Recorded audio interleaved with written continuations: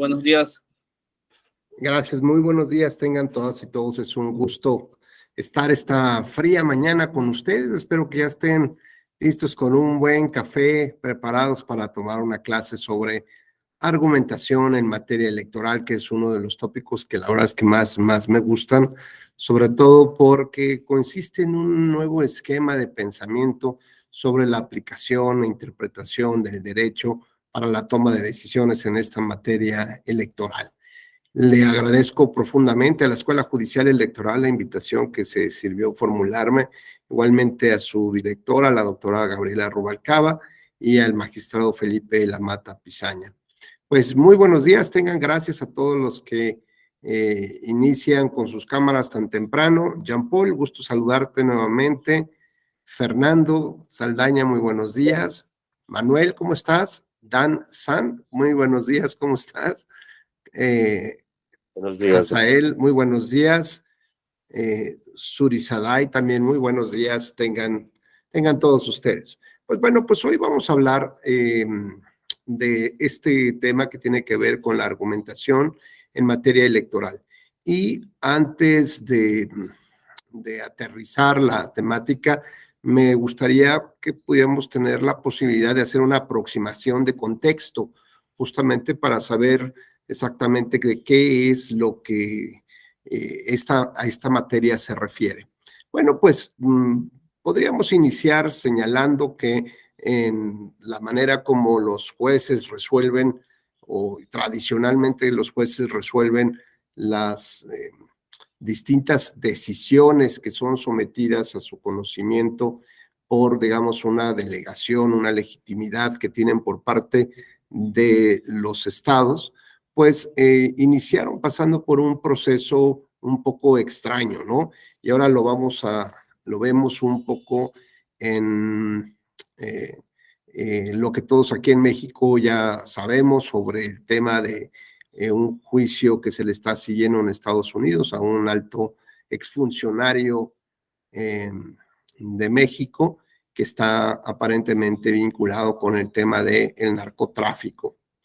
Y las decisiones de los jueces, bueno, pues tienen que pasar por un proceso de valoraciones, de razones principalmente, sobre todo para entender qué tan creíble es la historia que se está construyendo sobre la base de franjas de realidad que son demostrables a través de ciertas evidencias.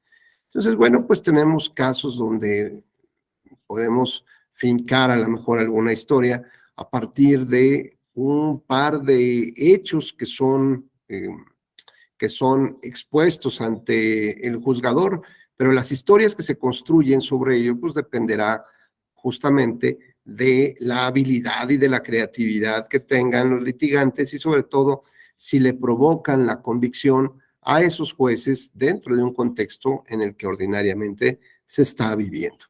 Veamos, por ejemplo, el caso donde se solicita la nulidad, por ejemplo, de unas votaciones por la compra del voto. Y lo que advertimos es una serie de evidencias, más allá de los hechos, una serie de evidencias con las que se pretende probar justamente que un maleante se pasó comprando, doblegando la voluntad de los electores y dándoles una cantidad de dinero afuera de las casillas electorales, de las mesas receptoras de votos. ¿Qué pruebas podríamos tener en este caso? ¿Qué se les ocurre, Hazael, Manuel, Dante? Muy buenos días.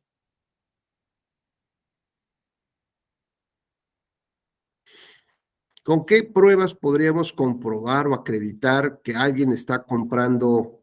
Adelante, Dante.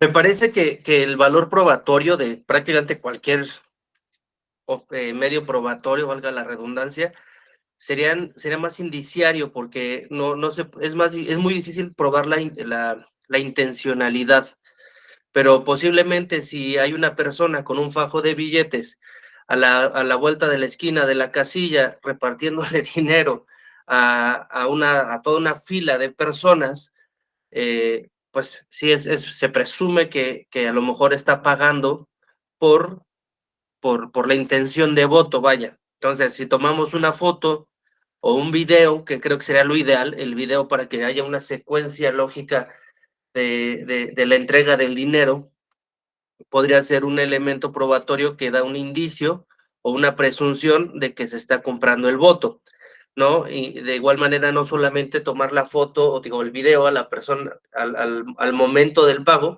sino incluso dándole seguimiento al votante, cómo recibe el dinero y se va a la casilla, vota y regresa, porque generalmente los hacen regresar para que les enseñen una foto, o incluso lo que tengo entendido es que les pagan hasta después del voto. Entonces, si una persona que sale de la casilla y va, se forma y le pagan, pues hay un indicio o una presunción de que está pagando el voto, ¿no? No es lo que se me ocurre ahorita. Fíjense, gracias Dante. Fíjense lo que Dante plantea, pues es algo que en el sentido común podría funcionarnos, ¿no? Que es a lo mejor alguien ahí un poco oculto detrás de un árbol, toma un par de fotos y alguien más toma un video del otro lado. Ya tanto así como dice Dante, hacer el seguimiento personalizado del video a la persona que entra a la casilla, sale de la casilla, le enseña, pues a lo mejor ya está un poco más complejo, ¿no? O más difícil. Porque, bueno, pues porque quien tiende a realizar este tipo de actos no lo quiere hacer, digamos, con la evidencia de lo que está sucediendo, ¿no? Normalmente quien realiza o lleva a cabo de manera consciente una violación a las normas, pues procura estar fuera de los parámetros probatorios, ¿no? Lo hace en la noche, lo hace oculto, lo hace a la vuelta, pero como nuestro propio sistema electoral se establece en sus valoraciones probatorias que debemos de utilizar un sistema mixto, es decir, un sistema donde ya viene un valor prefijado por parte del legislador de las pruebas. Justamente Dante nos recuerda que este tipo de pruebas, fotografías, videos, constituyen, digamos, un grupo de las que se llaman o se denominan pruebas técnicas, porque requieren probablemente algún equipo especial para poder reproducirlas. Entonces, ya sea que se transmitan por internet, que estén en una USB, en un medio magnético, es decir, requerirán forzosamente un equipo para poderse desahogar la prueba. Y nos recuerda Dante que el sistema, la base del sistema tasado que tenemos, aunque tenemos un sistema mixto, pero parte de una base, de un valor prefijado por el legislador, nos dice las pruebas valen menos que nada. Las pruebas técnicas solamente tienen un valor indiciario, que para poder llegar a generar una convicción re importante para que el juez diga sí creo esta historia de que esta persona de un sombrero de paja y una chamarra roja, ¿no? Con botas y con fajos de dinero, se reunió afuera de la casilla y se veía en el video cómo entregaba algo que aparentemente era dinero, ¿no? Porque además, por más que el video quisiera hacer la precisión y se tiren ahí debajo de un auto para grabarlos, pues no necesariamente se puede advertir que era dinero ni que la cantidad que se estaba recibiendo, ¿no?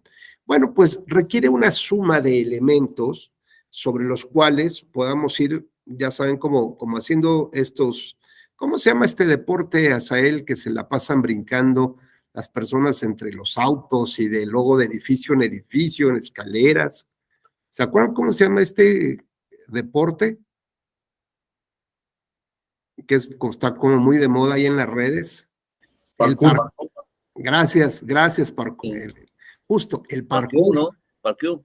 Ajá, el parkour. Bueno, pues hagan de cuenta que tenemos que hacer estos brincos sobre bases sólidas para poder ir construyendo una ruta que terminará en una conclusión probatoria. ¿Qué es lo que más o menos podríamos probar a partir de estas pruebas técnicas?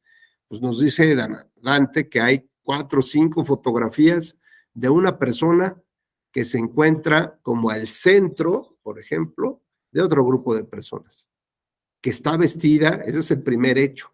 El segundo hecho, ¿cómo está vestida? Pues que con un sombrero, una chamarra roja, unas botas que se alcanzan.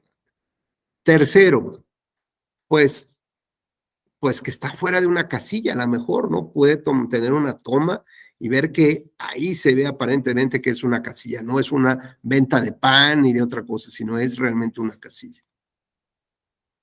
Y es todo lo que tiene. Pero sobre estas bases queremos construir una historia que dice, ahí están las pruebas del fraude. Bueno, dice Dante, está bien, se la compro, maestro.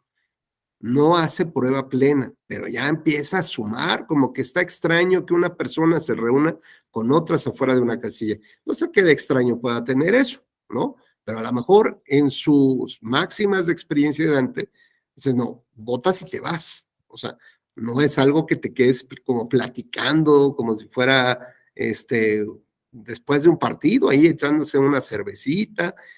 No, es algo que normalmente ni siquiera te reúnes con amigos, te vas con tu familia a desayunar o vas a hacer otra cosa.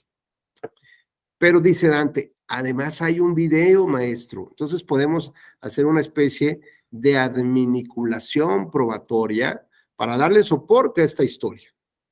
Y esta historia, pues finalmente termina pretendiendo concluir en que esa persona compraba el voto de estos electores. Vamos a pensar en un escenario muy hipotético que tengamos además la declaración de este sujeto que reconoce los hechos probados a través de las fotos y del video. ¿Qué probaba la foto? Que estaba reunido con ciertas personas afuera de una casilla. ¿Qué probaba el video? Que les estaba entregando dinero. Eso es todo lo que prueba. Y dice, sí, estoy de acuerdo. Yo estuve reunido ese día ahí, afuera de la casilla, con estas 8 personas, que además reconozco que los resultados electorales, digamos que la diferencia entre el primer lugar y el segundo fue de un solo voto. Y yo lo reconozco, sí, sí, yo estaba ahí y yo les entregué dinero a ellos que sí salieron de votar. Pero, siempre hay un pero, la verdad es que son mis amigos y habíamos acordado que íbamos a apostar en el resultado del Super Bowl. Y entonces, como yo perdí, yo le iba a las Águilas de Filadelfia y yo perdí, dije, ¿y ahora dónde nos vemos para que yo les pague? Porque soy muy cumplidor en mis obligaciones, en mis deudas de juego. Y entonces dije, vas a ir a votar, ¿verdad? Oye, ¿qué les parece si nos reunimos, vamos o más o menos, votamos al cuarto para las 12 del día? Y ahí saliendo de la votación, porque además somos vecinos, pues yo les pago de una vez y ya, gracias por participar. Bueno, fíjense cómo sobre pequeñas franjas de la realidad, a través de ciertas evidencias que más o menos pudieran comprobar lo que pasó en ese momento, la información que tenemos, estamos construyendo sobre eso mismo 2 historias. La de Dante, que nos habla del fraude electoral, y otra persona que nos habla del pago de una apuesta. Y sí, justo enfrente de la casilla. Y sí, podría pensarse que, pero también podrían pensarse muchas otras cosas, como este tema de la apuesta. Entonces veamos la dificultad que tiene el juez para creer las historias. Y este grado de convencimiento que tiene es, digamos, parte de varios temas, pues, que son los que vamos a tratar de abordar en este momento. ¿Cómo logra el juez este grado de convencimiento? Pues a partir de la argumentación. Es decir, las decisiones que asume pueden ser tomadas sobre la base de ciertas subjetividades, de ciertas experiencias que tiene de vida y que dice, a mí no me la vendas así. O sea, nadie paga una deuda ahí afuera de una casilla, ¿no? Realmente lo que están haciendo es la compra del voto. Porque además en el contexto histórico mexicano que tenemos, pues es muy factible que este tipo de cosas sucedan, ¿no? Incluso, dice Dante, normalmente se dan a la vuelta de la calle, ¿no? A la vuelta ahí en la esquina, y ahí es donde hacen esto. Y dice, y tengo entendido que primero, antes les daban el dinero, o una parte entraban a la casilla, ¿no? Y ahora dice, creo que ya el modus operandi de estas personas, dice, creo que ya se modificó, porque ahora tienes que entrar a la casilla, le tomas una foto a tu boleta electoral y ya regresas y se la muestras, ¿no? Antes era el famoso carrusel, ¿te acuerdas, Dante? Que les daban prácticamente una boleta apócrifa y con esa boleta entraban a la urna o a la casilla, les daban otra y regresaban con la válida, ¿no? Se echaban ahí una y regresaban con la válida, y a partir de esa válida era como una especie de carrusel y todo el mundo pasaba ya por su boleta, con la cual ya se la daban incluso prellenada prácticamente, ¿no? Así que no tenían que hacer más cosas, pero tenían que regresar con la siguiente. El asunto que quiero destacar es que el proceso de raciocinio de los jueces puede estar sujeto, digamos, a ciertas incorrecciones, como la utilización de un lenguaje en el cual no, digamos, lo podría llevar a tomar decisiones que no son lógicas o que no son coherentes.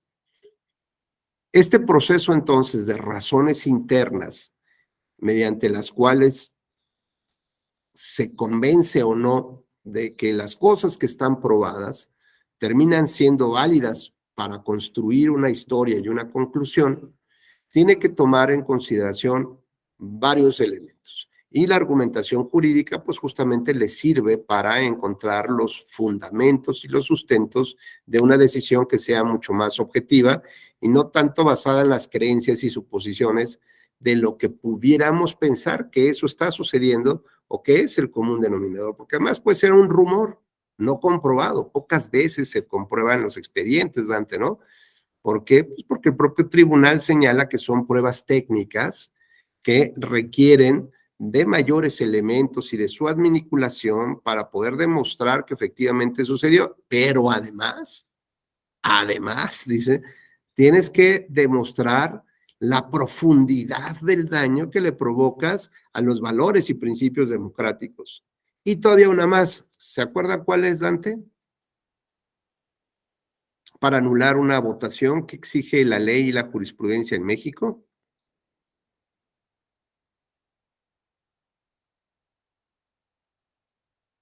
¿Alguien sabe?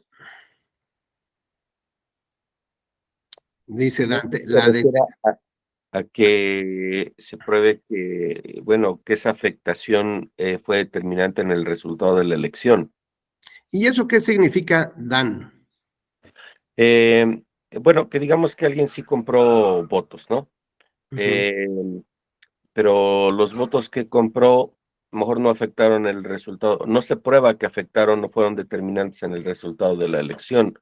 Entonces, aunque se prueba que sí compró votos, pero como no fueron determinantes, pues no, entre comillas, no afectaron, ¿no? Ya, ahí quedó. Bueno, un poco lo que nos dice Dan es es que este elemento determinante o de relevancia de la irregularidad en un mundo hipotético, ¿no? En un escenario hipotético, podría habernos dado otro resultado. Porque como dice, a ver, ¿qué hubiera pasado si estos cuates en lugar de votar rompen su voto? ¿O cómo sabemos exactamente hacia qué? Por ejemplo, voy a pensar que yo quería votar por el partido morado o el café, porque ya luego con colores aquí todo el mundo se identifica, por el partido café. De por sí yo soy fan del partido café y me van a pagar mi voto por votar por el partido café. Pues hecho, me gano una lana, de todas maneras iba a votar por él. Problema, por ejemplo, es que yo hubiera querido votar por el partido blanco y resulta que con esa lana estoy cambiando mi voto a partido, pero como eso no puede uno resolverlo, y menos en un expediente, pues entonces digamos que lo que Dan nos comenta es, bueno, pues vamos a tomar la suma de las irregularidades y tratar de convertirlas en votos irregulares. Si hay 10 votos que presumiblemente se compraron, bueno, pues estos 10 votos vamos a ver en un mundo hipotético, en un escenario hipotético, si esos 10 votos se los quitamos al partido que ganó, porque hipotéticamente se los dieron a él, pues resulta que el segundo lugar pasa a ser primer lugar por una pequeña diferencia, pero esas irregularidades convertidas en votos irregularidades son mayores. Por lo tanto, ahí sí ya es relevante. Es decir, que hay una posible transformación en ese mundo fáctico, en ese mundo hipotético. Insisto, a lo mejor esos votos pues fueron comprados, fueron para el segundo, para el tercer o para el último lugar, porque querían ganar a fuerza ahí. Y la verdad es que, ¿qué culpa tiene el primer lugar que los malosos, perdedores de siempre, estén comprando sus votos? Ni así les van a alcanzar. Pero resulta que el perjudicado es él, porque en ese escenario hipotético, la suma y como al no poderse advertir realmente para quién iban esos votos, se los cargamos al que va en primer lugar. Gracias, compadre, qué favorcito me estás haciendo, ¿no? Bueno, pues veamos entonces que para poder llegar a este proceso de razones, tenemos que tomar en consideración varios elementos que justamente es lo que vamos a tocar a partir de este momento. Primero que nada, entender que la democracia, como seguramente ya me habrán escuchado, mantengo yo una postura muy ciudadana de lo que implica justamente eso. Y redimensionar la democracia implica, o el concepto de la democracia implica redimensionarnos nosotros como sociedad. La democracia no es otra cosa más que los sueños legítimos y aspiraciones que tengo de un estilo de vida. Eso, en realidad, es democracia. Aspiro a tener libertades, pues eso es democracia. Aspiro a tener un pleno ejercicio de mis derechos fundamentales, pues eso es democracia. Aspiro a que haya una renovación del poder público, una oxigenación, eso es democracia. ¿Para qué? Pues para que yo logre los sueños que pretendo. Quiero tener sueños económicos, magnífico, sueños de estabilidad en mi familia, emocional, ¿no? Pues eso también lo puedo lograr a través de la democracia. Digamos que la democracia lo que hace es pavimentar el camino necesario, las autoridades lo que hacen es pavimentar la carretera y yo soy el vehículo. Yo sé que también aceitado y que buen mantenimiento tengo y que tanto estoy trabajando todos los días durante tantos años para llegar a obtener los resultados que quisiera yo tener para mí y para mi familia. No se trata solamente de estar sobreviviendo en el día a día, ¿no? Y que después empecé ya a los 28 años a trabajar o 25 años trabajando, llevo ya otros 25 años, ¿no? Con la misma institución, o sea, llevo ya tengo edad casi 50 años. Y luego miro por el retrovisor de mi vida y ¿qué he hecho? O sea, sigo como al principio, sufriéndole cada mes para ver si me alcanza, ¿no? Terminar el mes, como dicen la generación, no sé si ustedes escucharon hablar de la generación mileurista en España. La mileurista significaba que solamente podías tener de pago digamos, por un sueldo, pues solamente 1,000 euros. Y entonces, pues con tu pareja ya juntabas 2,000 euros, ¿no? Tener más de eso era como impensable. Bueno, pues en esas épocas, digamos por ahí de los años 2000, esto era muy famoso hablar de la generación mileurista. Bueno, y prácticamente no alcanzaba con 1,000 euros para vivir en Europa, ¿no? Todo el mes. Tenías que juntar los otros sueldos para poder medianamente salir a fin de mes. Bueno, esto ya quedó así como una leyenda urbana, porque las nuevas generaciones, las del 2020, 21, 22, 23, ya no son los mileuristas, ahora son la generación del 28. ¿Por qué es la del 28? Porque les faltan 3 días para terminar el mes. ¿Esto qué implica? Que los pagos de fin de mes ya no alcanzan a sacarlos, la renta, el teléfono, el móvil, el seguro, ya no alcanzan a sacarlo, pero de algún lado tiene que salir. ¿Y saben de dónde sale? Pidiendo prestado. a los papás, a los hermanos mayores, a los tíos, pero la verdad es que uno se cansa de estar pidiendo prestado, porque además sabes que ya no vas a poder pagar, porque el siguiente mes vas a llegar otra vez al día 28 y ya se te acabó la lana. Bueno, pues si nosotros tomamos, digamos, en consideración que la democracia no es otra cosa más que intentar alcanzar un estilo de vida con el que yo sueño y que para eso requiero un mecanismo o un vehículo que se llaman las elecciones. Y estas elecciones justamente lo que me van a dar es intentar supuestamente escoger a los mejores, a los más capacitados servidores públicos que van justamente a diseñar las estrategias necesarias para que yo alcance ese estilo de vida al que siempre he soñado para mí y para mi familia. Así que cuando hablamos de un proceso electoral, cuando hablamos de los fraudes electorales y de los malos servidores públicos, lo que en realidad estamos haciendo es matar nuestros sueños. No solamente es escoger a alguien que públicamente dice que robó poco. Vean, o sea, esto parece más surreal que las obras de Dalí. Por eso Dalí ya no quería regresar a México, porque decía que nuestro país era más surrealista y su mundo no podía ser más surrealista. Y se encontró que México sí lo era. Bueno, pues eso es lo que pasa cuando votamos por malos candidatos, candidatos que no pasan por una selección interna, por primarias, por ejemplo. ¿Por qué? Pues porque solamente están puestos ahí, digamos, por una cúpula partidista. Y esto evidentemente, digamos, más adelante, pues viene el cobro de las facturas y de los compromisos y de los pagos de favores. Así que ese candidato en realidad va a obedecer o dar las gracias o va a atender a los intereses del grupúsculo del partido en el poder que lo designó como candidato, sin respetar elecciones primarias. Y cuando sea servidor público, cuando nosotros suponemos que hoy viene ya la oxigenación, ¿no? Viene como el mantenimiento de la institución, ¿no? Vienen las mejoras. Y resulta que en lugar de mejoras hay peores, ¿no? Pues entonces como que estamos pensando que el tema no funciona. Y bueno, vamos a pensar que esto va a durar 3 años o 6 años. Y cuando nos damos cuenta ya tenemos barba blanca, ¿no?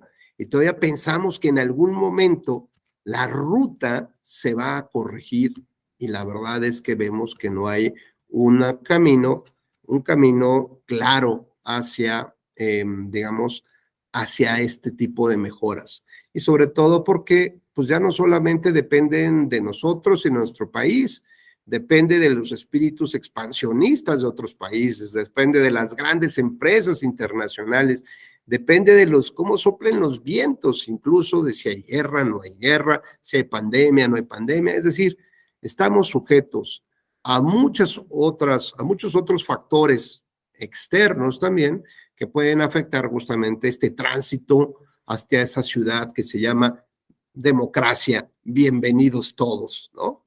Bueno, partiendo de ese supuesto de lo que implica la democracia, nos debemos dar cuenta entonces cuál es el valor, digamos, que tiene en términos de protección del Estado. Entonces ya tenemos un primer anclaje ahí. Perfecto. Ahora, lo importante es ver cuál es el papel del Estado frente a la defensa de valores y de principios que la sociedad considera son relevantes en este momento histórico. Por ejemplo, hoy en México se atraviesa una escalada de violencia en contra de las mujeres, o en todo el mundo, por el simple hecho de ser mujeres, o una escalada de violencia para grupos que pertenecen a o con una situación desfavorable, como grupos indígenas o de pueblos originarios o afromexicanos, o la niñez, por ejemplo, o en su caso, podríamos hablar de grupos que tienen ciertas preferencias sexuales ¿no? O identidades sexuales que se conocen como grupos LGTB y luego ponen plus. Bueno, pues todo este concepto, digamos, buscaría principalmente que, pues, que el Estado deba de tener una mayor intensidad en la protección de este tipo de derechos. ¿Y cómo los protege? Pues puede ser a través de acciones afirmativas o, digamos, poner los acentos en las IES o buscar nueva legislación que favorezca justamente la protección de estos grupos y que busque desincentivar estas conductas que son violentadoras de derechos humanos. Bueno, pues como ustedes se podrán imaginar, todo eso se encarga el derecho penal, ¿correcto? Pero el derecho penal tiene una, digamos, una matriz de donde surge, y de donde surge es el derecho punitivo del Estado. El Estado tiene derecho a castigar a todo aquel que no cumple las reglas. Sí, ¿por qué? Porque nosotros cedimos parte de nuestra soberanía, justamente nuestra soberanía individual, para gozar de ciertos beneficios colectivos que de manera individual no tenemos. Y uno de ellos es la protección del Estado a su grupo. Y adicionalmente, si tú no cumples las reglas de ese Estado, pues el Estado también te castigará para la defensa justamente del grupo y del propio Estado. Así que de donde deriva el derecho penal, pues deriva del derecho que tiene el Estado de castigar. Pero al mismo tiempo, hay otro derecho que deriva de esa misma matriz, que es el derecho administrativo sancionador.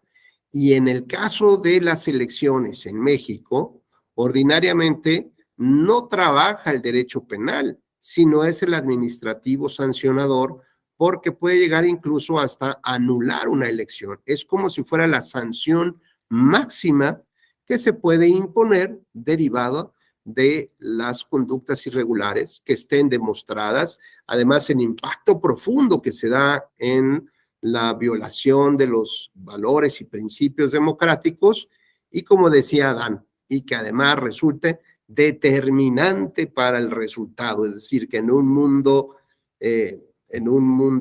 alterno, las cosas se hubieran dado de tal manera que hubieran cambiado seguramente los resultados de las elecciones o el desarrollo ordinario de un proceso electoral.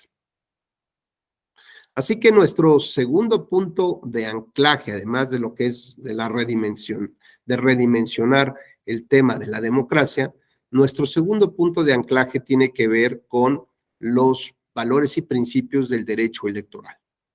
Así que bueno, vamos entendiendo de cómo tendríamos que argumentar justamente en esta materia. Y ya vimos la redimensión de tiene que ver el concepto de la democracia, las elecciones como el vehículo mediante el cual se permite justamente la renovación del poder público. Y nuestro tercer punto tiene que ver con el poder. Y el poder, lo hemos dicho, el poder es un fluido, el poder es líquido y el poder no tiene nombre ni apellido. Decían en alguna época los franceses que el poder es tal que lo único que puedes hacer es tratar de dividirlo para su ejercicio. Es como tuvieras un flujo importante y ahora divídelo en tres.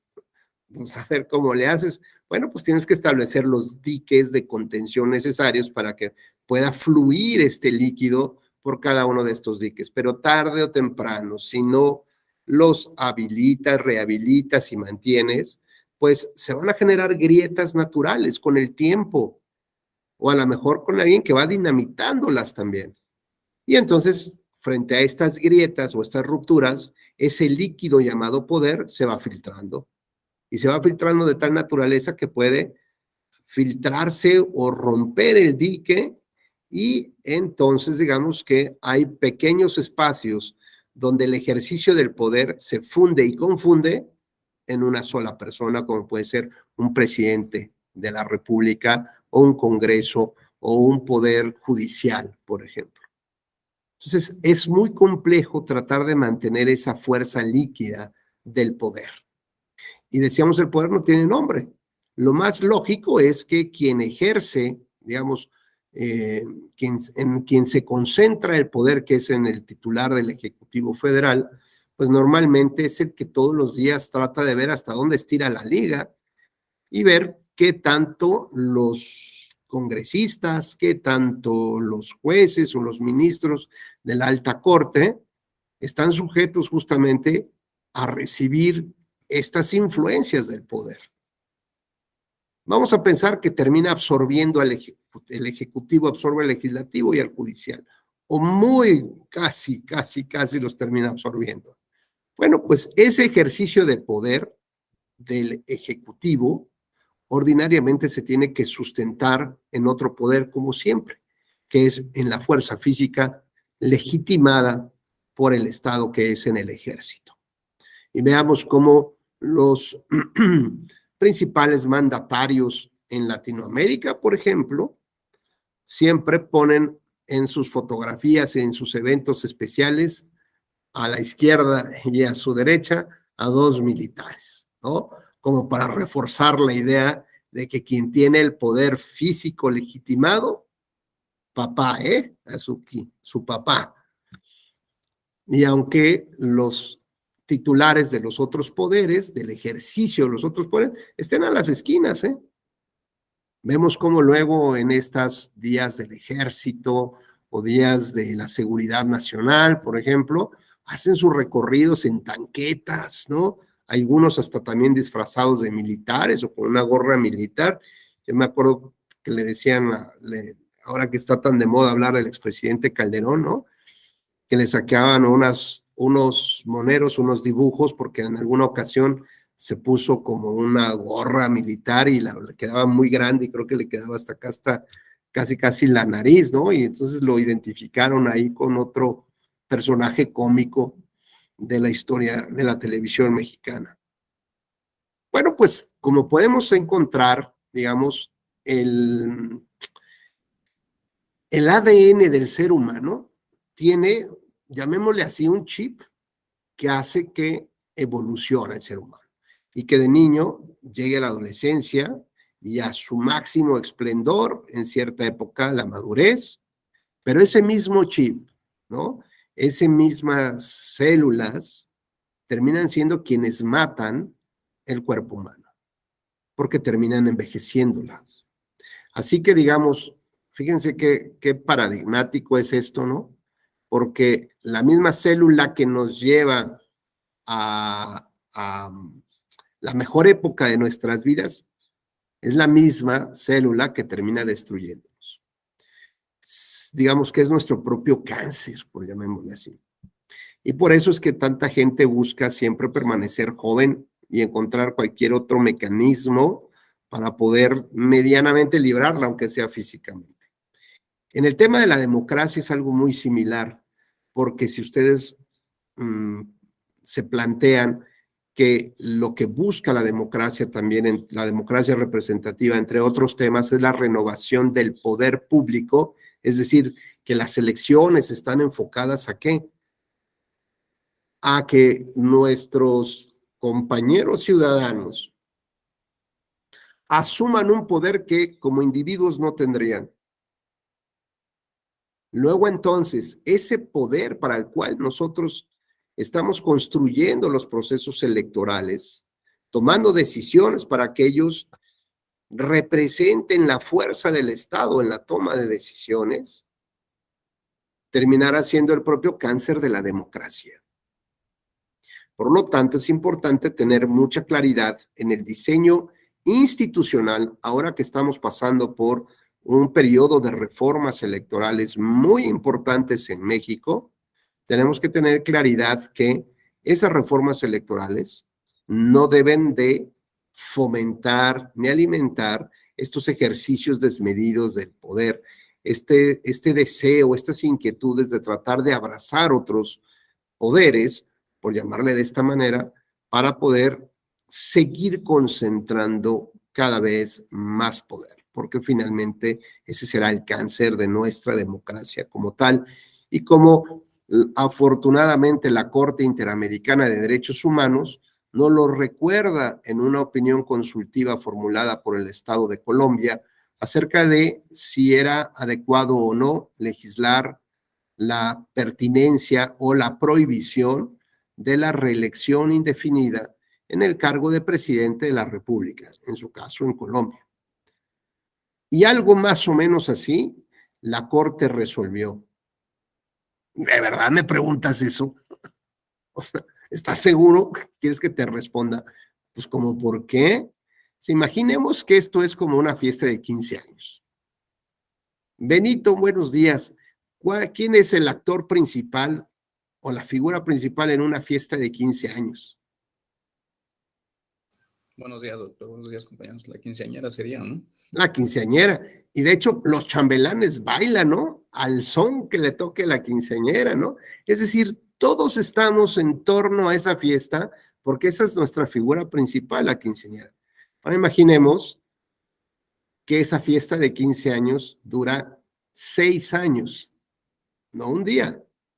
Bueno, el poder absoluto que va a asumir la quinceañera. Y si a eso le sumas otros periodos más, unos 20, por ejemplo, unos 20 añitos,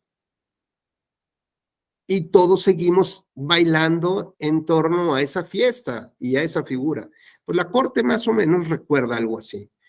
¿Cómo es posible que pretendas mantener a alguien en el poder cuando sabes que mantenerlo en el poder termina matando tu democracia? Pero además, ¿a qué figura quieres darle o pretenderías darle la reelección? A la figura más importante, donde todo el sistema como tal, que es el sistema presidencial, opera en favor de esa figura, que es el presidente de la República. No hablamos de un sistema parlamentario o de un sistema donde el primer ministro es electo por el Congreso, por ejemplo. No, no, no. Estamos hablando de un sistema marcadamente presidencialista, es decir, donde todos operamos y todos bailamos al son que nos toque el presidente. Y todavía le quieres dar no solamente 6 o un periodo constitucional de 6, 4, 8 años, sino la posibilidad de que pueda competir en cada proceso electoral y ver si puede mantenerse en el poder. Pues, a ver, ¿crees que va a haber equidad en la contienda? Cuando tiene el control del legislativo, de sus normas electorales, tiene el control del judicial que decidirá los casos, los litigios, que a algún pobre colega se le ocurra presentar una oposición jurídica en contra de las elecciones del nuevo mandatario. No, tiene a los medios de comunicación aquí, tiene al ejército y tiene grupos de choque alimentados por la propia economía del gobierno para ir a desaparecer un par de cristianos. Tiene el control del registro de las personas en materia electoral, con lo cual Benito y Manuel y Fernando, que quieren formar su propio partido político de oposición real, no ser un partido satélite al sistema hegemónico, sino realmente quieren competir en contra de ese sistema que está. Pues resulta que cuando están demostrando el número de asambleas necesarias que establece la ley para poder solicitar el registro, pues el gobierno le dice, oh, pues fíjate que todos estos cuates no forman parte del distrito o no tienen credencial de elector, se les perdió y pues ya no la sacaron y les cancelamos aquí la oportunidad. Es decir, el propio Estado te va a decir, Benito, ven, siéntate aquí. ¿Y qué ofreces para que yo te dé el registro como partido? Sumisión total y absoluta, mi señor. Ah, bueno, pues entonces palomeado y cuidado, porque si no, te desvías tantito y te carga aquí, ya sabes quién, el payaso. Entonces, veamos cómo nos recuerda la Corte Interamericana que no es nada sano, o sea, no se trata de darse un balazo en el pie, o sea, se trata de abrirse el estómago como los japoneses, matar así la democracia, dándole oportunidad que en un sistema que de manera natural reconduce todo el poder en una persona, imagínate, el poder de un Estado en una sola persona. Y le das años para poder practicar para mejorar su curva de aprendizaje. No, bueno, espérate, si en los 6 años le costó trabajito dominar algunas que otras voces críticas, pues, tendrás otros 6 años para aplastarlas, compadre. Si algún juez se te rehusó, bueno, pues a lo mejor ya está viejito y ya se va y cambiamos la integración. Y si no, pues para eso está la ley. Hay que cambiar la ley. Cambiamos la ley, tenemos las mayorías en el Congreso, en la Cámara de Diputados y Senadores, pues con eso es suficiente pues para hacerlo. Y si no, pues aquí está la zanahoria que te ofrezco, ¿no? El dinero, la cercanía con el poder y el garrote. Zanahoria y garrote. ¿Quieres? Pues acá está la zanahoria, aunque siempre es inalcanzable. Y el garrote aquí está, ¿no? Para darte tus buenos cates y controlarte. Así que bueno, este tercer punto tiene que ver con de qué se trata también el tema de la democracia. Se trata de la renovación del poder, y el poder ¿qué es? Pues el poder es fuerza, el poder es legitimado, es la fuerza física legitimada por el Estado para tomar decisiones, que algunos son buenas decisiones, ¿no? Cuando tienes en mente que lo que debes de hacer es ser servidor público y no servirte del puesto público. Por lo tanto, tienes que tener, digamos, estos diques de contención, como cuáles. Pues primero que nada, saber que tu sueldo, o sea, no puedes, o sea, del ejercicio del servicio público, no puedes terminar siendo multimillonario, o sea, no es sano, no es correcto. Debes tener, digamos, sí, un buen ingreso que te permita tener una buena vida y alcanzar los objetivos de vida que tú pretendiste siendo 25, 30 años servidor público. No te dedicaste a la empresa, te dedicaste a ofrecer un servicio al público como tal. Y ese es el resultado que obtienes. Dices, híjole, es que me van a jubilar y me van a dar 2,000 pesos, hombre, no me va a alcanzar para nada, ¿no? O ya no, como hay una ley máxima de topes salariales, nadie puede ganar más que el presidente de la República, pues es más, hasta me quitan bonos y me quitan premios y me quitan hasta vacaciones, ¿no? Porque sumándole a lo mejor llego y le pico ahí un poquito. El asunto es que no sabemos en realidad todo lo que, digamos, las prestaciones que tiene el presidente. Bueno, si me dicen que van a dar una casa sin tener que pagar hipoteca, está bien. Que me van a vestir, todo, pues está bien. Que van a vestir a mi esposa, a mis hijos, que voy a tener conductor, vehículos, gasolina, pues está bien. No necesito llevar dinero en la cartera porque alguien va a llegar y sacar la lana que yo necesito. Bueno, pues todo eso evidentemente no lo gana cualquier servidor público, no lo obtiene como prestaciones el servidor público. Así que habría que redimensionar las cosas. A mí me parece que el servicio público debería de estar bien pagado, porque en la medida que esté bien pagado, pues no tienes necesidad de voltear a buscar otros espacios de corrupción. Y normalmente, ¿por qué buscas otros espacios? Ordinariamente, pues porque te hace falta un segundo ingreso. Y además, si el servicio público te impide tener un segundo ingreso, porque no te da tiempo ya, si todo el mundo dijera, bueno, es que entras a trabajar a las 9 y sales a las 3, pues dices, ok, me ocupo en la tarde para buscar otra cosa, ¿no? Pero si sales de tu casa a las 5 de la mañana para llegar a las 7 al trabajo y de ahí te quedas hasta las 7, 8, 9 de la noche y regresas a las 11 de la noche a tu casa, y así es todos los días, pues evidentemente, ¿en qué momento vas a encontrar otro espacio para tener otro tipo de ingresos? Así que vas a empezar a buscar estos espacios donde normalmente entras a una espiral perversa, invertida, de la cual es difícil salir por buscar otro dinero extra para tu familia, para tratar de llegar a esas aspiraciones que tienen. Pues ese sería el primer punto. El segundo, que haya una contraloría interna, un órgano de control interno que realmente ponga la mirada en evitar actos de corrupción. No solamente sea reactiva al acto, sino que en el diseño institucional provea los mecanismos necesarios de corrección. ¿Y cómo es esto? Bueno, pues es muy sencillo, simplemente establecer de mapear los procesos para establecer cuáles son los tramos de responsabilidad. Entonces tú sabes que si tienes las llaves de una puerta, pues el único que podría abrir en términos serías tú, porque tú tienes esa llave. Pero si las llaves las dejan en cualquier cajón y cualquiera las puede coger, bueno, pues ahí es de donde se utiliza, digamos, donde favorece justamente los temas de corrupción. Cuando las personas hacen de todo porque el jefe se los pide, pero en realidad no saben cuáles son las distintas acciones o los alcances que tiene su propia actividad. Así que siempre es importante un mapeo. La transparencia, la rendición de cuentas, por supuesto, que ayuda justamente a que, pues si tienes una oficina con ventanas y puertas transparentes, pues todo el mundo te vea, ¿no? Que es un poco la idea de la transparencia y la rendición de cuentas. En fin, a lo que voy es que en el diseño institucional se tiene que prever una serie de diques de contención y de corrección para desincentivar que las personas lleguen a hacer eso.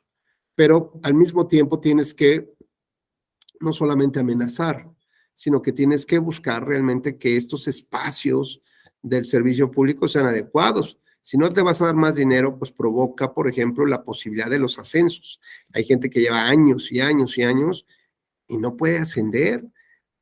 El Poder Judicial establece los cursos y exámenes de carrera judicial y bueno, seguramente a lo mejor varios de ustedes que quieren ser jueces o secretarios, probablemente hubieran alcanzado los primeros lugares de la lista de carrera judicial. Y estos están felices, ¿no? Porque me esforcé tanto que quedé en los primeros 5 lugares. ¿Y? Si no tienes el compadre, el amigo, ¿no? Por más que le toques, oiga, ministro, juez, pues es que queden en los 5 lugares. Y pues no se supone que los primeros lugares son los que tienen, es que aquí no hay lugar, fíjese, ¿no? Entonces veamos cómo sí se establece un sistema de carrera judicial que tampoco se respeta como tal, ¿no? O, por ejemplo, en un sistema de méritos en el sector gubernamental, pues tampoco se respeta, porque podría ir un gobierno, podría llegar otro, pero finalmente la gente podría seguir trabajando, ¿no?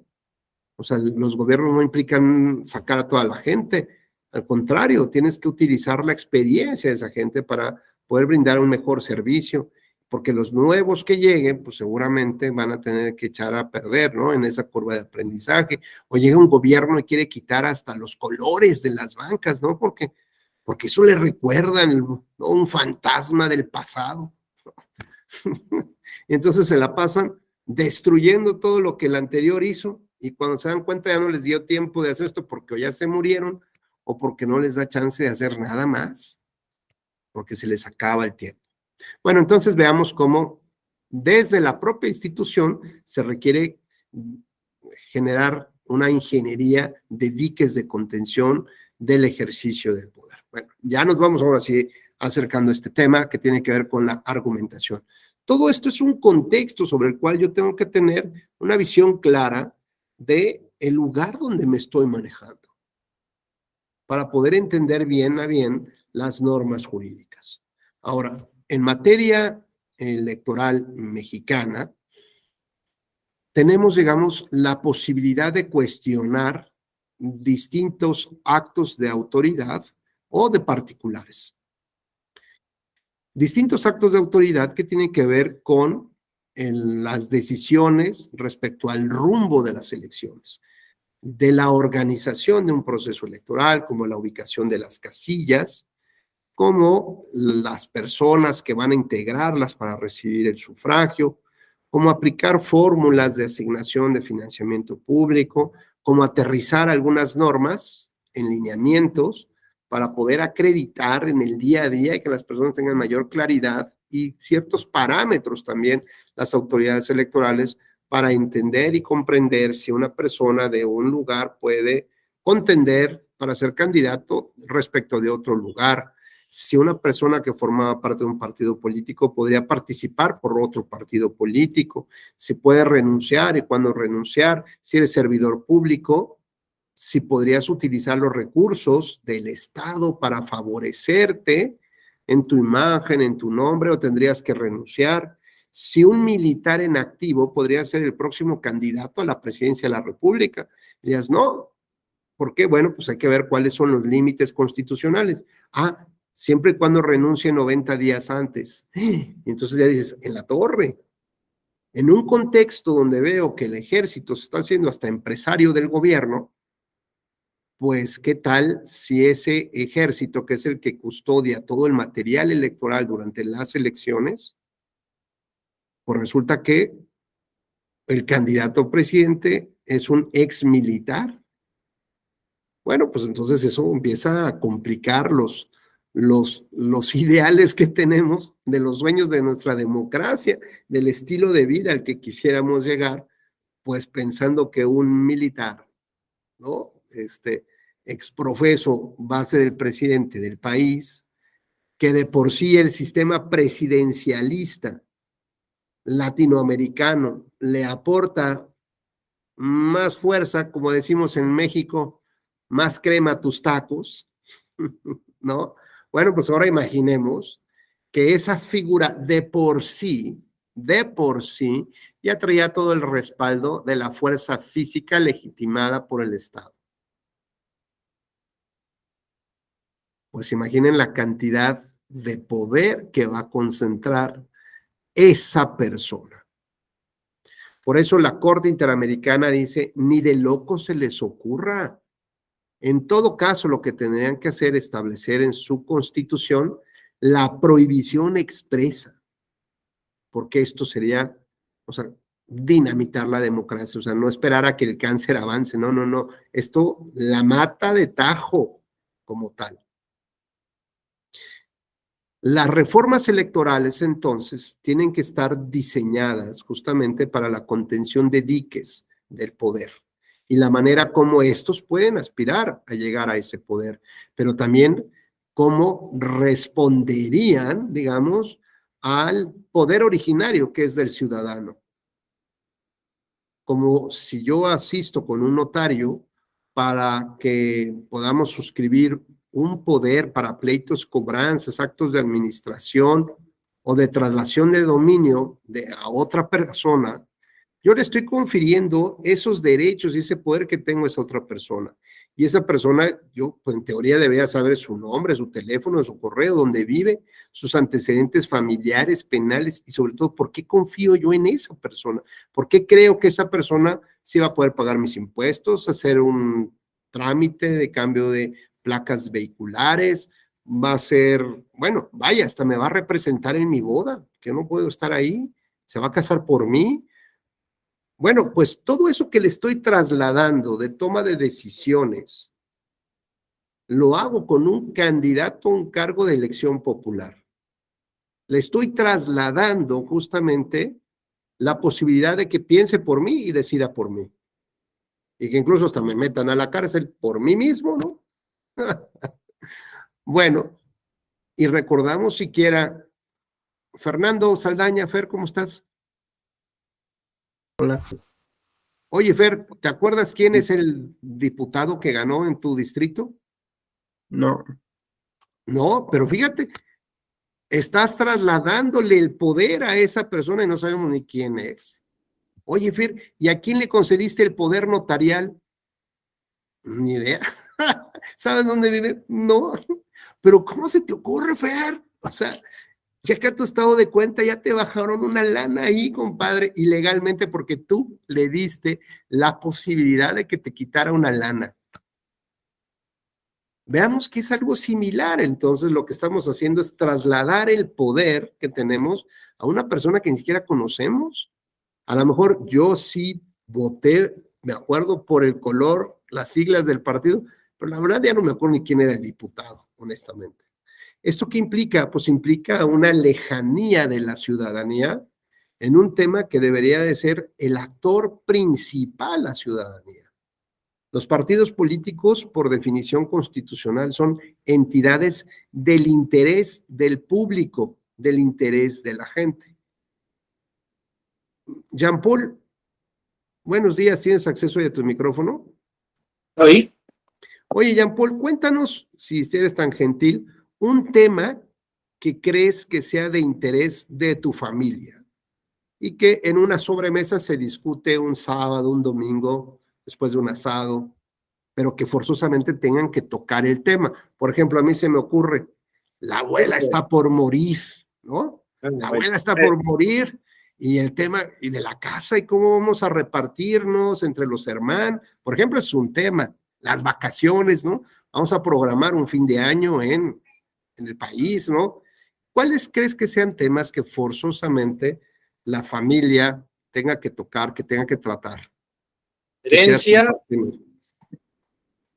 o sea, ¿se oye? ¿Hola? Sí, adelante, Jean Paul. Bueno, depende, acá en Uruguay, por ejemplo, temas que son recurrentes en la unión familiar, aparte de eso que usted dijo, puede ser fútbol o nosotros que vivimos en temas electorales y cuestiones a veces de referéndum o de determinado, por ejemplo, ahora que está en boga nuestro sistema de seguridad social, de jubilación, un tema que tenemos es, ahora me tengo que jubilar porque va a cambiar la edad mínima que se va a requerir para poder jubilarse.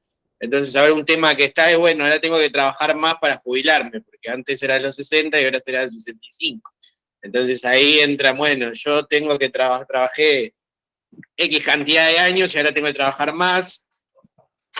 Y ese es un tema que hoy es recurrente. Claro, o sabes, por ejemplo, aquí normalmente en México, ¿qué pasa? Siempre llega el hijo y dice, oye, papá, ¿ya sabes que mi hermana tiene novio? ¿No? ¿Y quién es el sujeto? ¿No? Entonces es un tema familiar, es un tema de discusión, y resulta que llega todo tatuado aquí el colega con un par de aretes y piercings y se me queda viendo el papá, la mamá, así de, ¿y este colega de dónde salió? ¿No? Diría José Luis Perales, ¿y cómo es él? ¿En dónde se enamoró de ti? O sea, ¿cómo es posible? Bueno, son temas, por decir la broma, es un tema que puede ser recurrente, pero que son de interés común, ¿no? Bueno, eso significa que el tema de los partidos políticos debería ser un tema de sobremesa, junto con la herencia, junto con el novio de la niña y con el fútbol. Y el tema de las pensiones. El tema de los partidos políticos, porque además, imagínate, por ejemplo, aquí en el caso mexicano, no lo sé, Jean Paul, y si ya tú ya nos puedes comentar, pero imagínate que toca el Estado, esto es como de surrealista, ¿no? Es una broma, pues lo que voy a decir. Toca el Estado, ¿no? Entonces, Jean Paul, ¿cómo estás? Oiga, señor Estado, qué bien que pasa usted aquí a saludarnos, ¿no? Y te dice, ¿qué se ofrece? Oye, Jean Paul, fíjate que estoy viendo que tienes ahí unos cuadros muy bonitos que he alcanzado yo a ver, ¿no? Y fíjate que necesito dárselos a los partidos porque no tienen que colgar en sus paredes, las tienen muy limpias. Tú tienes cuadros muy bonitos, así que me voy a llevar de los 10, me voy a llevar 8 cuadros. Oye, y ya veo que estás aquí preparando un asado. ¿Para cuántas personas? No, pues van a venir 10, incluso vienen, ¿no? Los sobrinos. No, ¿sabes qué? Quédate con 5. 5 para 5 personas y yo me llevo los otros 5. Pues le vas a decir, ¿no? ¿Qué te pasa? ¿Y para qué? Pues son para los partidos políticos. O sea, no es para mí, no, es para el partido político. ¿Y cómo por qué? Bueno, el año pasado, y que se corroborará seguramente el siguiente, el Estado destinó de la ciudadanía, de los impuestos de la ciudadanía, 6,500 millones de pesos para la manutención cotidiana anual del sistema de partidos políticos. Alguien que Benito, tú que eres muy bueno para las matemáticas, para darle una idea a Jean Paul, ¿cuántos son en dólares 6,500 millones de pesos?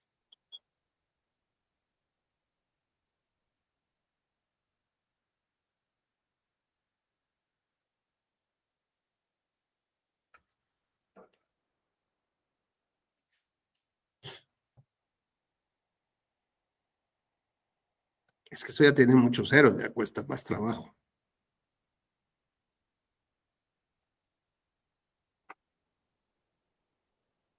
Es que no soy tan bueno en matemáticas. A ver.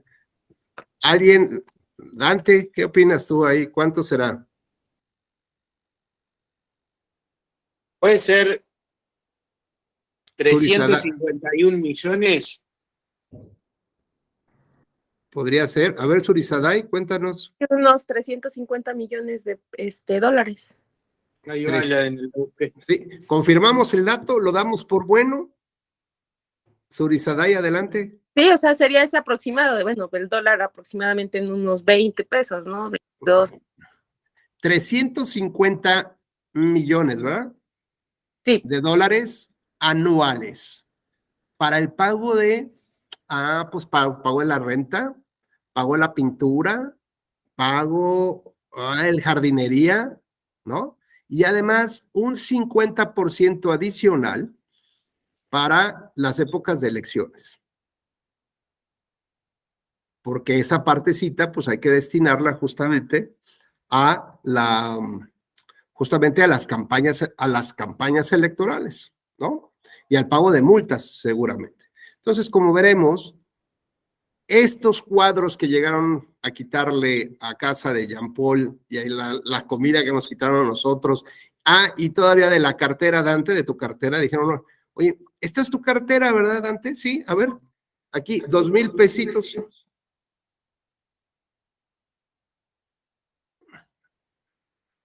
¿Ahí se escucha bien? Déjenme bajarlo.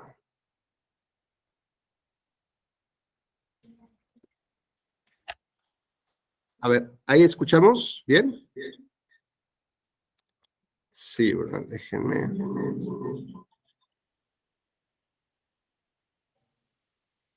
¿No? ¿Ya nos escucha? Ahora sí, pero se escucha desde escuela judicial. Correcto, pero ya no se oye un eco, ¿verdad? No, Muy bien. Ya, es que entró ya el sistema aquí de la escuela, ya no estábamos tan solo en la computadora. Bueno, entonces decíamos que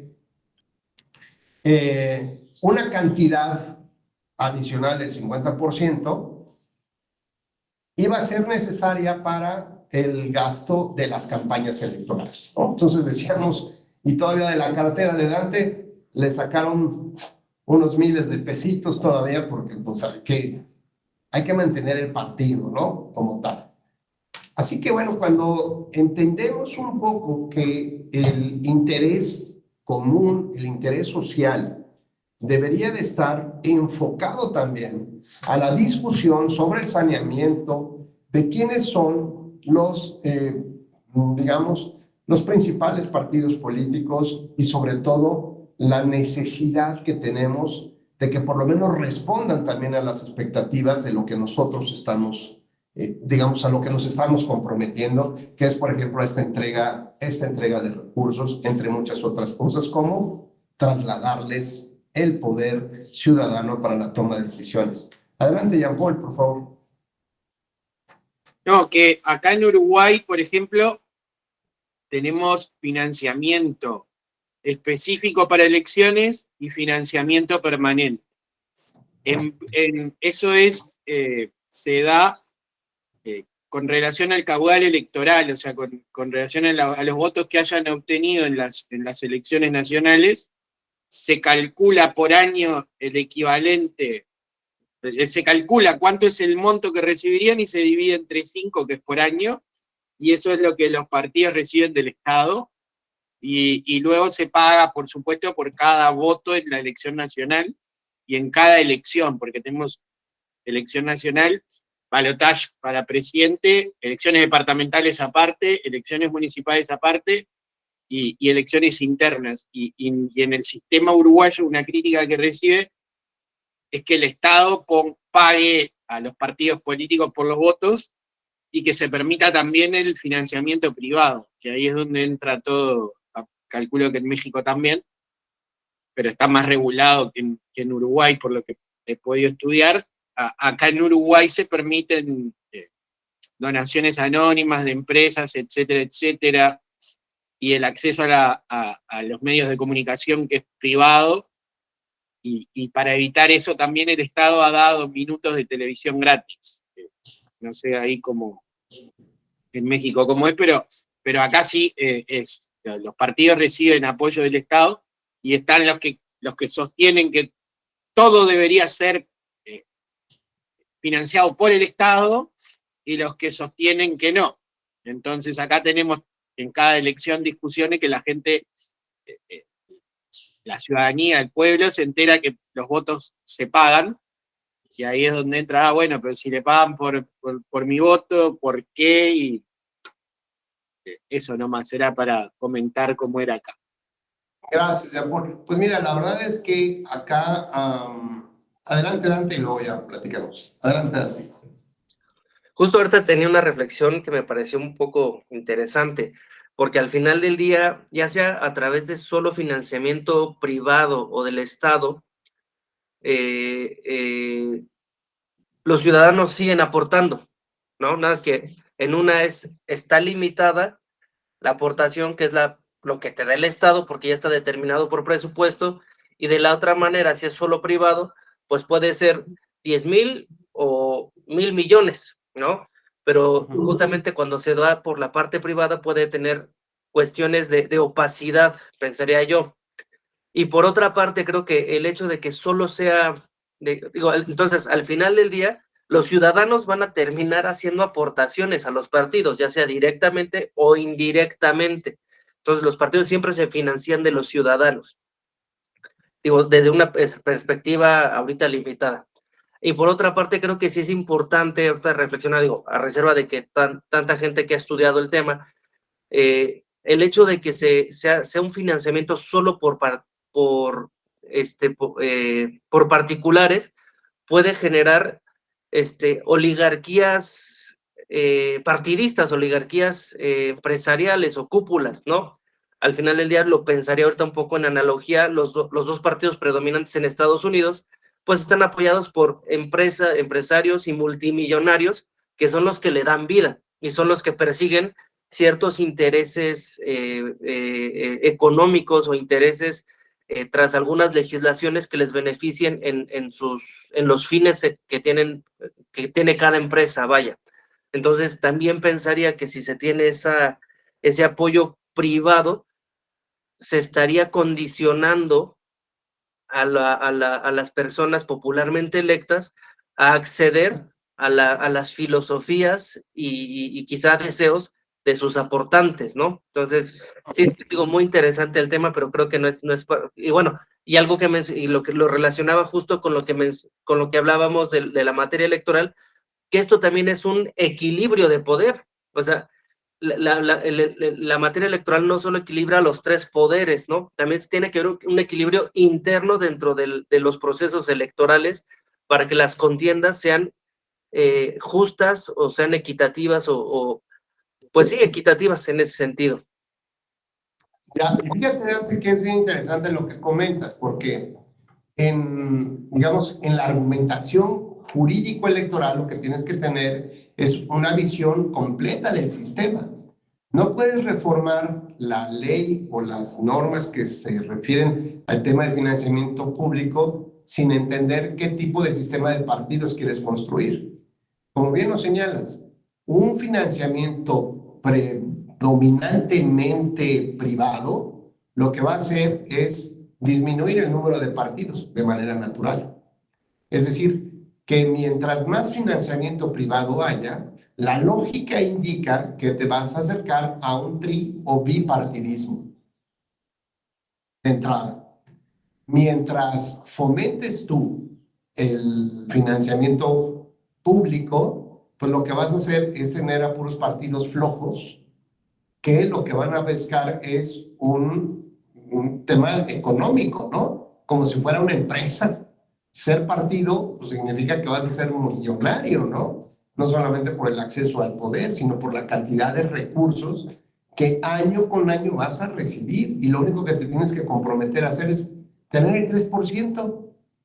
Hoy en la reforma electoral, no sé cómo habrá quedado el día de ayer en el Senado de la República, si finalmente quitaron la famosa cláusula de la vida permanente, ¿no? Esta es de la transferencia de votos entre los partidos políticos que participan de manera coaligada, que a través de un convenio entre dos actores políticos determinen cuántos votos te voy a dar yo para que mantengas tu registro. La idea, pues, es que todos sabemos que esto es inconstitucional y que esperemos que el propio Senado ya haya eliminado o no aprobado esa disposición que por alguna razón muy extraña se metió en el famoso Plan B. Con lo cual, lo que podemos pensar que en el diseño del financiamiento público-privado, lo cierto es que eso determina la configuración del sistema de partidos. Mientras menos recursos públicos haya, menos partidos políticos habrá. Y lo que sí tendremos es esta cercanía del partido con la población, porque necesitas convencerla de que te aporten, enamorarla de que le aporten a tu proyecto. Y si al final de cuentas tú no le entregas los resultados que quiere, la población o el aportante, pues seguramente no va a tener mayor interés de apoyar como tal. Bueno, pues estamos ya acercándonos, digamos, a la parte de cómo se construye el argumento desde el punto de vista contextual, es decir, desde todo el sistema electoral. Y dentro de eso, lo que normalmente se recomienda, primero que nada, es tratar de tener unos lentes especiales, por llamarle de alguna manera, con un filtro especial. Por ejemplo, si van a trabajar ustedes en la computadora un buen rato, pues hay unos lentes como con filtros amarillos, ¿no? Medios feos, pero son los óptimos. Y si van a manejar en la noche, pues a lo mejor tienen unos lentes especiales. O si van a estar en un día asoleado, pues también tienen unos lentes especiales. O sea, lo importante es entender cuál es el contexto para saber que tengo que vivir toda una experiencia de aplicación de normas y de entendimiento de cómo entran en juego distintos valores, principios y elementos para tal caso. Así que bueno, de esta manera, lo primero que yo tendría que ver es la manera como se construye la norma. Y la norma no solamente es, digamos, lo que aparece en el texto legislativo, digamos, esto es como la punta del iceberg, pero sabemos que debajo del nivel del mar hay una montaña.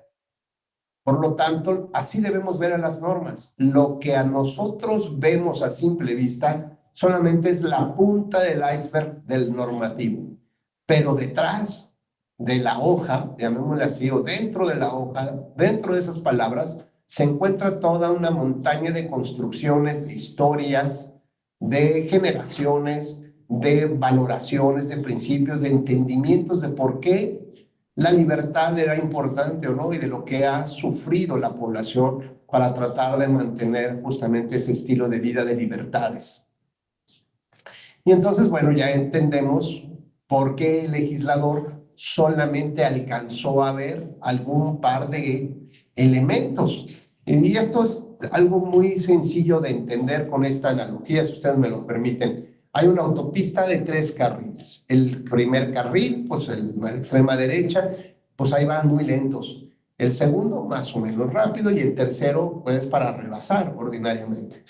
La velocidad a la que uno rebasa pues puede ser entre 110, 120, a lo mejor 130, y te metes otra vez al carril, ¿no?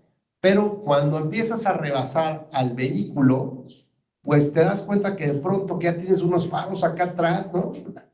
Y no viste nunca en qué momento alguien más salió también al rebase y ya te está tocando el claxon y está aquí atrásito para que te quites y él pueda rebasar. Y cuando te rebasa, ves tu velocímetro y si yo voy a 130, este cuate va mínimo a 200. Bueno, digamos que ese cuate que va a 200 es la evolución social. La evolución social va a una velocidad que no la puedes controlar, no la puedes detener, ¿no? Y pues esperas que no choque más adelante. Pero finalmente lleva su propia ruta y su propio camino. En el carril del medio, digamos, pues puede ir probablemente el juez, el que argumenta y el que decide.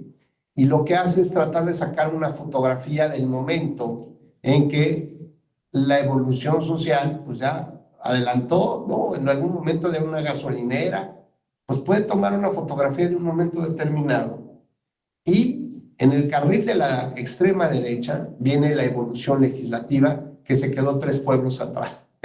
Ya ni la vimos, pero hasta allá sabemos que por ahí anda, pero ya ni siquiera nosotros la vemos. ¿Y qué es lo que hace el juez? Pues tratar de regresar un poco a la evolución legislativa y jalar la liga de la evolución social y jalar la liga de la evolución legislativa para tratar de medianamente, en un momento histórico, resolver un caso. Pero el asunto de la argumentación no se trata de resolver el caso únicamente, se trata de dar señales de cómo va a explorarse la ruta para los jueces de las siguientes generaciones. Esto es, son caminos, digo yo, del punto cero, de arranque de punto cero. Nosotros como jueces o como intérpretes de la norma, ya vivimos de alguna manera la evolución legislativa, digo, la evolución social hasta que nos rebasó. Pero ya hicimos el mismo recorrido que ellos y podemos entenderlo. Por lo tanto, medianamente podemos tener decisiones, digo, medianamente sencillas, o sea, no tan complejas, lo son, pero como ya vivimos esa parte, ya recorrimos también esa carretera cuando nos platicaron los otros jueces, pues podemos más o menos resolver los casos en este punto. El problema del punto cero es que nosotros como jueces no hemos avanzado, digamos, hacia la próxima carretera, hacia la próxima ruta. Estamos calculando cómo puede ser, pero ya la evolución social va más adelante que nosotros. Ya no sabemos cómo se están viviendo hoy en día, por ejemplo, cómo vivió Brasil las elecciones con la utilización de las urnas electrónicas. Eso no es. Nosotros más o menos tal vez nos dirigimos hacia allá, está la discusión, pero no lo hemos vivido como ya lo vivieron los brasileños. Si lo hubiéramos ya vivido, por lo menos, o estaríamos en vísperas de avanzar hacia allá, podríamos pensar que nuestro sistema de nulidades, así, háganlo bolita y lo tiran a la basura, porque ya no va a servir para nada. Y no podemos avanzar hacia el voto digital sin tener los respaldos necesarios de un derecho administrativo sancionador que contenga justamente las irregularidades o las violaciones que se pueden dar a la cadena de custodia del voto, desde que sale de la casilla los resultados hasta que aparecen en las 2 grandes pantallas, uno como resultados preliminares y otro como resultados oficiales. Imagínate, Dan, que tú dices, mira, en el PRE salió que ganaba A y en los resultados oficiales ganaba A. Pero resulta que no. Después, ¿cómo le quitas el triunfo ante la percepción de que ya ganó? Hubo fraude ahí. ¿Por qué? Porque yo iba en una victoria indiscutible, tanto en una como en otra pantalla. Y ahora resulta que ya perdí. En la mesa perdí. Bueno, pues te incendian el país y las autoridades electorales. Sea lo que sea. Luego, entonces, si la cadena de custodia de la información va pasando por tramos de responsabilidad, es decir, que cada uno de nosotros tiene credenciales para mover, subir, bajar, modificar los resultados. Alguien solamente puede subir desde la casilla las actas y pasa. Otro más verifica que el acta coincida con los resultados que están anotados y pasa el siguiente tramo. Y en el siguiente otra persona va a cotejar un doble check con otro tipo de actas, ¿no? Ya las actas originales a lo mejor, y diga, no, aquí se confundieron, hay un error de dedo. Y entonces tenga un doble check para que otra persona vigile que pueda bajar esas actas del sistema y subir las otras actas que tienen mayor claridad en la escritura o que corrija los datos. Y así va a pasar hasta que llegan a las 2 grandes pantallas. Pero imaginen que abren un tercer servidor. Un tercer servidor que tiene, digamos, posibilidades de puentear la información sin que haya vigilancia, sin que haya responsables visibles de la información. y que puedas alterar los resultados y subir las actas y bajar actas que tú quieras. Eso pasó en Bolivia 2019. Evo Morales no termina en la silla presidencial, termina refugiado en México. No por un sistema de nulidades, sino por un concepto que creo que es hacia donde debemos de trabajar, que se llama integridad electoral.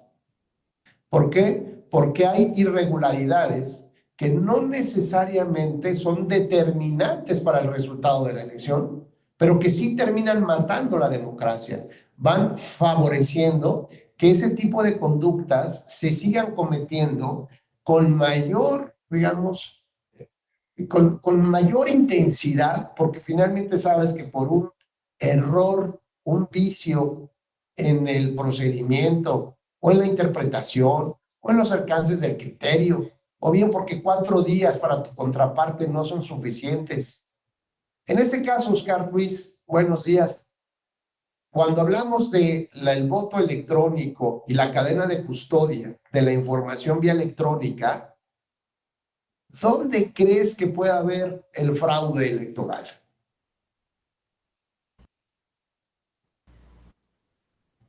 Pues yo creo que desde mi punto de vista, la única manera en que pudiera haber fraude electoral es por parte de la autoridad electoral. Claro, en ese diseño digital, ¿no? De flujo de información digital. ¿Qué tipo de pruebas necesitarías para acreditar el fraude?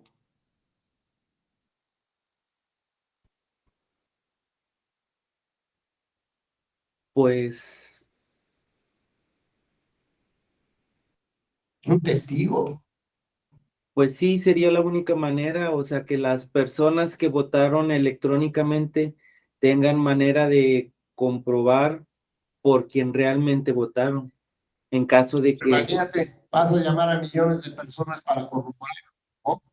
Si el error pudiera estar en el diseño de los servidores del flujo de información digital, ¿qué tipo de prueba requieres, Dan?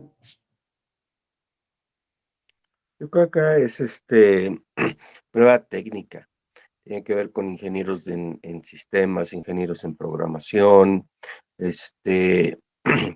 Obviamente esto lo dificulta un poquito, dificulta más. Una de las razones es el nivel de conocimiento técnico en cuanto a programación, computación, que se necesitaría. Eso lo dificulta más técnicamente. Obviamente también habría que ver uno la parte de, dado que son rastros digitales, tendría que uno determinar bien una cadena de custodia adecuada de toda esa evidencia digital. Entonces, se vuelve más complicado atacar ese tipo de fraudes para el ciudadano común o hasta Claro, es correcto. las organizaciones, las ONGs comunes o promedio, hasta diría yo que hasta los candidatos en contienda promedio se vuelve algo exageradamente complicado y también exageradamente costoso, porque obviamente los, digamos, entre comillas, peritos que se tengan que utilizar, que contratar, la cadena de custodia que se tiene que establecer, no va a ser nada económica y también no va a haber muchas personas con las habilidades técnicas necesarias para llevarlo a cabo. Oye, Dan, ya me estoy imaginando el momento en que tú mandas un oficio a la autoridad electoral y le dices, necesito que me abras, ¿no? Todo el diseño de la cadena de custodia. Te va a decir, sí, cómo no. Ahorita te voy a permitir para que entres a ver cómo, pero esto, por supuesto que no. A cualquier abogado nadie se lo va a permitir. Y además, en el sistema electoral mexicano, cuando hablamos de nulidades de elecciones, ¿alguien sabe si está permitida la prueba que dice Dan en la pericial? ¿Se permite la pericial? ¿El ofrecimiento de la pericial? No se permite. No se permite la pericial. Yo la puedo ofrecer, me la van a rechazar. Si la autoridad considera que es un elemento necesario para resolver el caso, pero porque a ella se le ocurre, pues entonces podría solicitar su desahogo de una pericial, pero no forma parte del esquema de pruebas de las cuales yo puedo ofrecer y la autoridad estaría obligada a aceptarla y a desahogarla. Porque además el tema de los peritos, como pasa en materia civil, cada una de las partes tiene que nombrar sus peritos, analizar el interrogatorio sobre los cuales tienen que dictaminar y además deben de tener un tiempo específico y en todo caso el tribunal podrá no hacerle caso a esos dictámenes y solicitar la elaboración de un tercer dictamen, ¿no? De un perito tercero en discordia.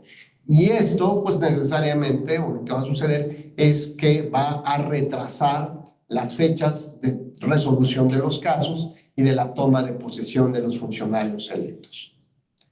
Pero estamos caminando hacia esa ruta de la democracia digital, de la ciudadanía digital y del voto digital. Por eso digo, nuestro sistema de nulidades va a terminar en la basura, solamente como una pieza de museo. Hoy deberíamos estar preparándonos para los nuevos retos.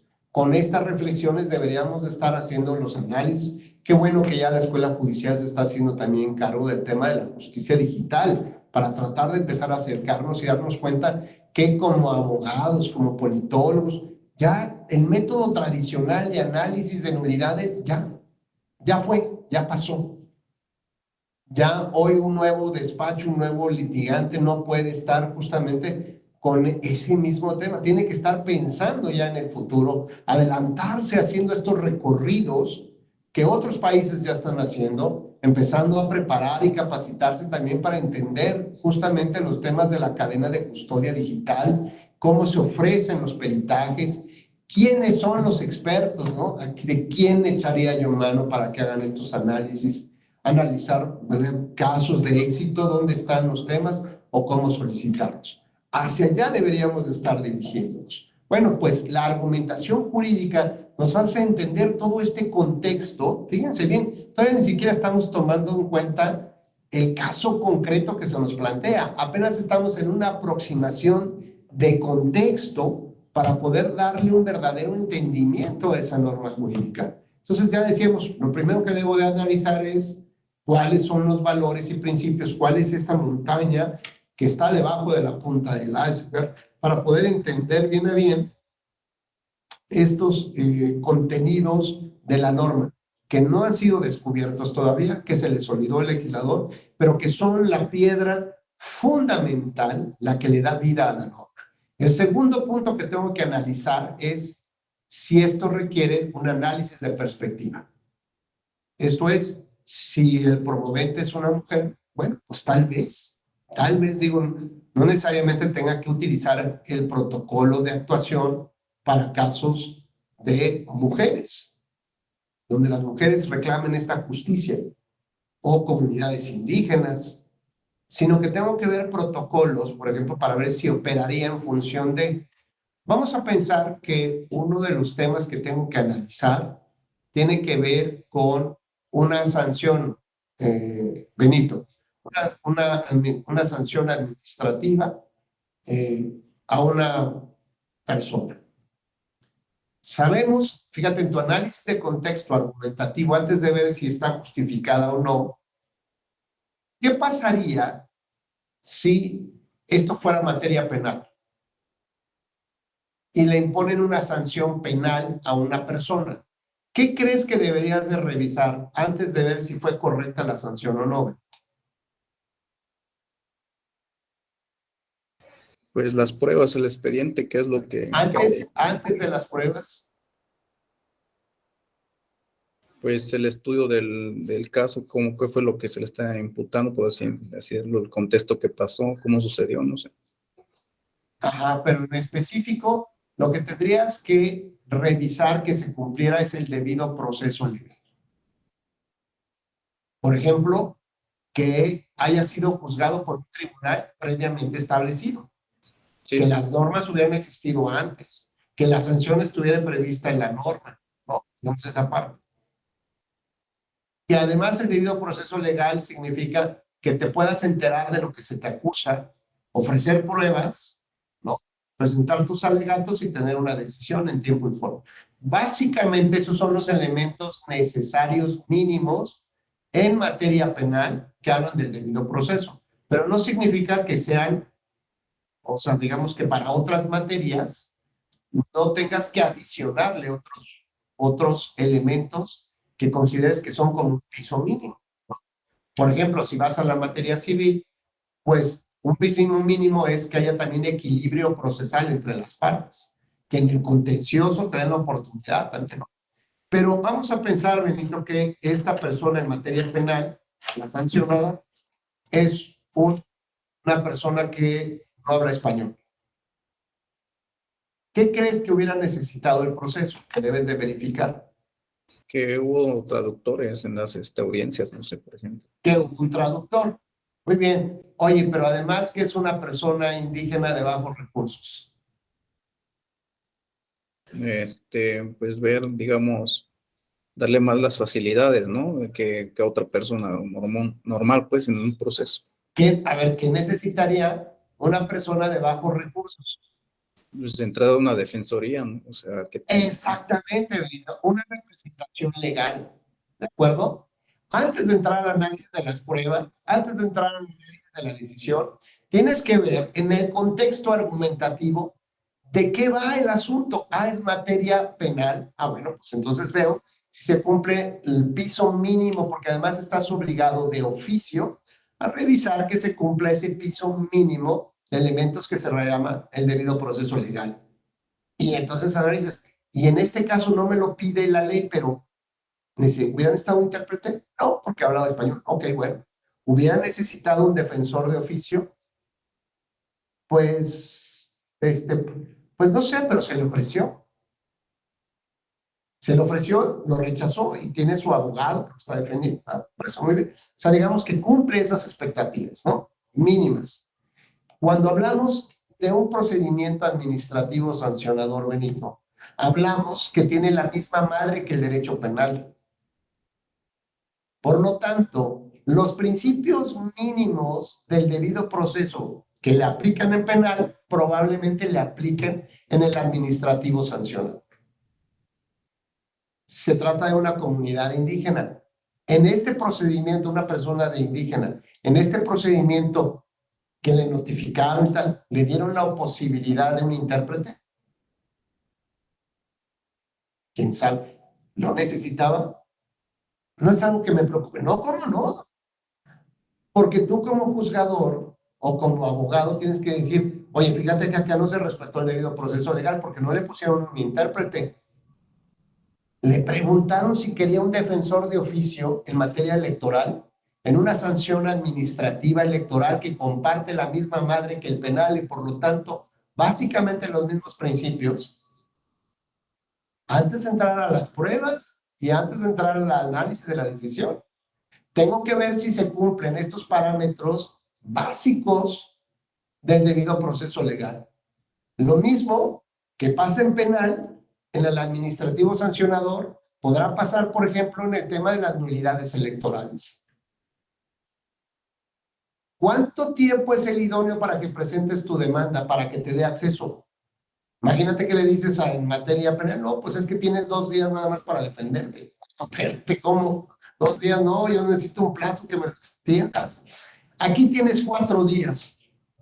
Tienes que hacer también un análisis, o deberíamos de hacer un análisis en términos de los derechos humanos, de ver si realmente tuviste acceso a la justicia para preparar una demanda. ¿Qué dice Dan que requieres? ¿No? Requieres ofrecer una pericial que el sistema no te permite y que además no tienes acceso fácil a las pruebas, porque todos estos que buscan violar la ley de manera pensada, pues lo hacen siempre tratando de no dejar pruebas, de no dejar evidencias. Por lo tanto, el segundo elemento que tienes que analizar, primero ya vimos si requiere un análisis de perspectiva.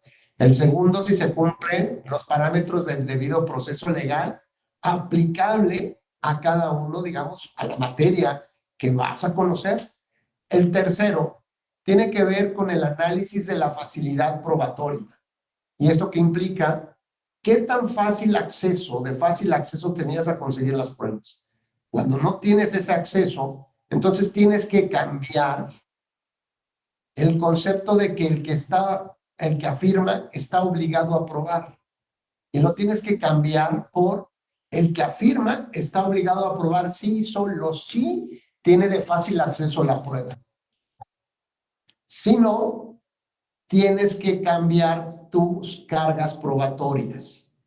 Lo que tienes que es utilizar lo que se llama es el principio dinámico de la prueba. Hasta el punto en que, como dices, voy en reversa. Ahora resulta que dependiendo del tipo de evidencia para cada uno de los hechos concretos que quiero probar, pues a lo mejor en unos casos sí era fácil que yo lo consiguiera. Pero en otro, por ejemplo, ¿cómo voy a entrar? Dice Dan, ¿cómo voy a entrar al esquema de la cadena de custodia ¿cómo se llama? De los servidores de la autoridad electoral? Es imposible. Bueno, entonces, como no es de fácil acceso para ti, ahí no se trata de revertir la carga de la prueba, se trata de establecer un proceso que puede llegar hasta la reversión de la carga de la prueba. Y entonces ahora le voy a encargar a aquellos que sí tienen acceso fácil a esa prueba que aporten elementos al expediente.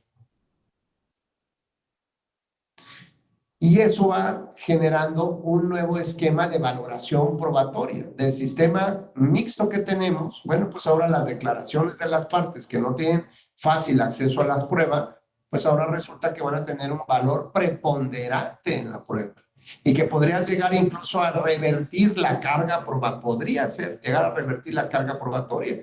Por ejemplo, en un caso de violencia política por razón de género, la declaración del manifestante, de la persona, o sea, ¿entiendes en el contexto? No cualquiera va y denuncia a alguien, sino ya tuviste que superar varias etapas psicológicas, por lo tanto, esa declaración le tienes que dar un valor preponderante, un valor importante.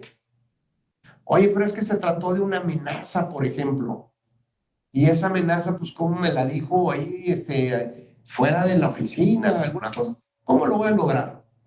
Bueno, pues evidentemente tienes que hacer una suma de todos estos elementos. Pues, queridas compañeras y compañeros, hasta aquí nuestra charla. Es un gusto haber estado con ustedes. Para eso nos sirve justamente la argumentación jurídica, para entender todo un contexto, justificar las decisiones de una manera mucho más integral y con una visión muchísimo más clara de solamente ver la punta del iceberg. Pues les deseo que tengan una excelente jornada, muy buenos días y espero que nos volvamos a ver muy pronto. Buen día, muchas gracias. Bye. Buenos días, que estén bien. Hasta luego, buen día. Excelente día. Muchas gracias, maestro. Muy amable. Gracias. Gracias, buen día.